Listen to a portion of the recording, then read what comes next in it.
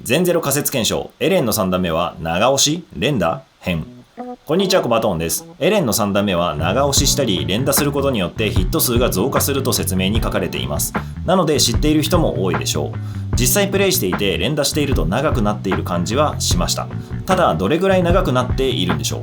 ちょっと気になったので調べてみました。検証結果をシェアしますね。エレンの3段目は長押しが良さげ。結論から言うとエレンの3段目は長押しが最も強力になりやすいと考えられます。なので手癖をつけるなら長押しするようにした方がいいでしょうね。ダメージ量やブレイク値の蓄積量にも関わってくるので、詳しく知りたい方はこの後の検証内容を見ていってください。事前知識。エレンの通常3段目は連打もしくは長押しでヒット数が増加する。知らない方もいると思うので改めて解説しておきます。エレンの通常攻撃説明を読むと一番最後にこのように書かれています。3段目の最中に通常攻撃ボタンを連打または長押しするとスキルの継続時間が延長される。実際プレイしてみると分かりますが、連打しているとなんとなく伸びている感じはします。結構気持ちいいので戦闘中は積極的に狙っていきたい小技ですね。大体の人が連打をしているはず。少し前に崩壊サードについてアンケートを取ってみたことがあります。内容は実際のボタン操作はタイミングを狙って押しているのか連打しているのかというもの。結果はこちらになっていて圧倒的に連打派が多いことが分かります。直接全レスゾーン0のプレイヤーにアンケートを取ったわけではないのでひょっとしたら違うかもしれませんが、同じ会社のゲームでなおかつコマンド入力の感じがほぼ同じなのでおそらくそれほど数値はずれないはずです。僕の個人的な感覚でも先行入力しがちなゲームだと感じています。というのも何段目が出たらこのボタンを押すみたいなコマンドが多いものの、実際の画面上で技ができってからボタンを押すと遅いことがほとんどです。そのためタイミングを狙って単押しで技をつなげようとするとうまくコマンドが入らずに技が終了してしまうことが非常に多いんですよね。なので先行入力で連打するというのが癖になっているプレイヤーが多いと考えられます。感覚としては一つ前の動作が画面上で始まったら次のボタンを連打しておいて、動きが始まったらまた次のボタンを連打するといった感じ。エレンちゃんのシャークトルネードを例に出すと、まず特殊スキルボタンを押して技が出始めます。この初段の間に次の2段目のために連打をしておくわけです。そして画面上にシャークトルネードが実際に発生したらその後に発生させたい派生3段目の通常攻撃ボタンを連打しておく感じ。入力ミスを防ぎつつ最速で技を出してダメージを高めたい場合、このような入力をするケースが多くなります。なので基本は連打しているプレイヤーが多いと考えられるでしょう。この入力癖があるためほとんどの場合エレンの攻撃も連打し続けている可能性が高いと考えられます。しかしそこで疑問になるのが、実際連打が一番効率がいいのかという点。気になったので検証してみました。エレン3段目の数値比較では実際の比較に移ります。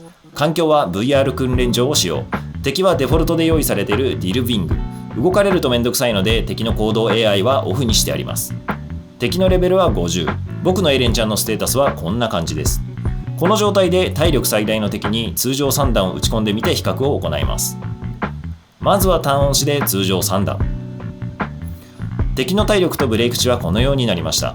なお敵の体力に関しては会心が出たり出なかったりするため多少の誤差があると考えられます。一方ブレイク値に関しては会心が関係ないためヒット数の大まかな目安として利用することが可能です。なので体力ゲージは目安、ブレイク値をヒット数の指標としてここでは考えます。次に3段目を長押ししてみましょう。分かりやすいように先ほどの単押しと画面を並べて紹介しますね。はい、思っていたよりも差が大きいのではないでしょうか。僕は初めて検証結果を見たときはびっくりしました。長押しではブレイク値が85まで溜まっているのに対して単押しでは62となっています。0から貯めてこの数値ですから、実際の戦闘ではかなりブレイクが狙いやすい量を貯められることが分かります。次に連打です。先ほども紹介した通り連打をする場合にはあまり長く連打をし続けてしまうと先行入力になります。すると次のコンボが始まってしまうため、一旦先行入力にならなそうなところで連打を止めるスタイルで測ってみました。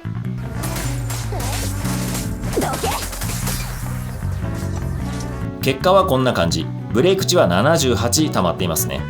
ちなみに連打の速さはいつも僕が全ゼロや崩壊サードをプレイしている時に最もやりやすい速さで押しています。タタタタタタタタぐらいの感じですね。一応画面のボタンが光るのでこれくらいの速さっていうのが分かりやすいかと思います。さて先ほどの長押しのブレイク値が85だったことを考えると連打の方が数値が低いことになります。ここで考えられる疑問は3つあります。1、連打を途中で止めてしまったから最後の方が押し切れていないのではないか。2、連打がもっと速ければブレイク値はたくさん溜まるのではないか。3、連打回数によってブレイク値の増減があるのではないか。こちらも合わせて検証していきましょう。まずは連打を途中で止めない方法です。連打をし続けて次の一撃が発生してしまうまで行動し、それをスロー再生でその直前の数値を除いてみる方法で確認してみます。なお、こちらも連打の速度は先ほどの手癖の速度でやらせていただきました。結果、ブレイク値は79ということでほぼ同じですね。続いてもっと早く連打してみた場合を見てみましょう。こちらも次の一撃が出るまで続けてみる方法でいきます。でないと連打のやめどころが分かりにくいですからね。先ほどよりもかなり早く連打してみましたが、こちらもスロー再生で確認したところ数値は82、だいぶ伸びましたね。画面の攻撃ボタンを見ていただけると分かりますが、だいぶ早く押しています。普段からこの速さで押そうとするとかなり疲れるとは思うので、エレンを使っている時だけ特別に切り替えるみたいなことでもない限り、あまりおすすめはできないかもしれませんね。連打に自信があるプロ棋士の方はやってみてもいいでしょう。逆にゆっくり押すバージョンも検証していきます。こちらの結果は65ということになりました。単押しの結果が62だったことを考えると、ほんのわずかに伸びているということですね。連打速度を変えてみた検証の結果、連打が速ければ速いほどヒット数が伸びていることが明らかになりました。なお、気になったので3段目モーション中に一度だけボタンを押す検証も追加で行ってみました。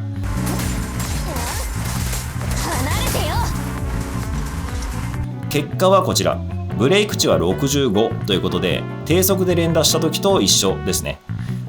実際には小数点以下の計算が含まれるので細かいことは分かりませんが、おおむね1プッシュにつき3くらいずつ増加していき、最大で85までブレイク値が伸びるヒット数になるとざっくり考えることができますね。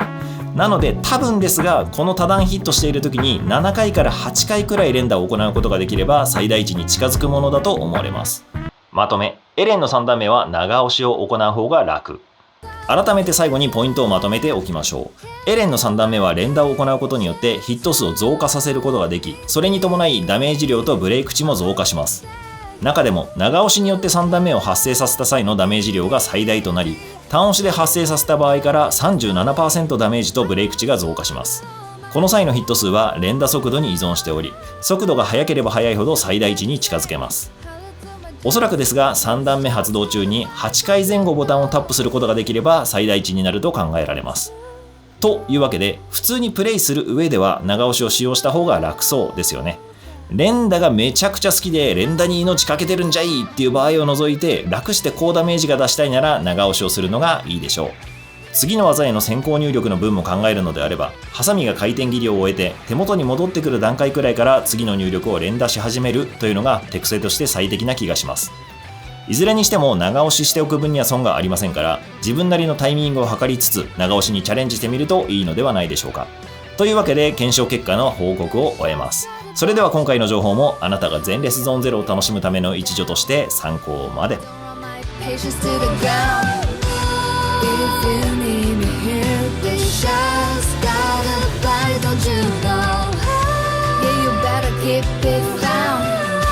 When I try, I'm second to none.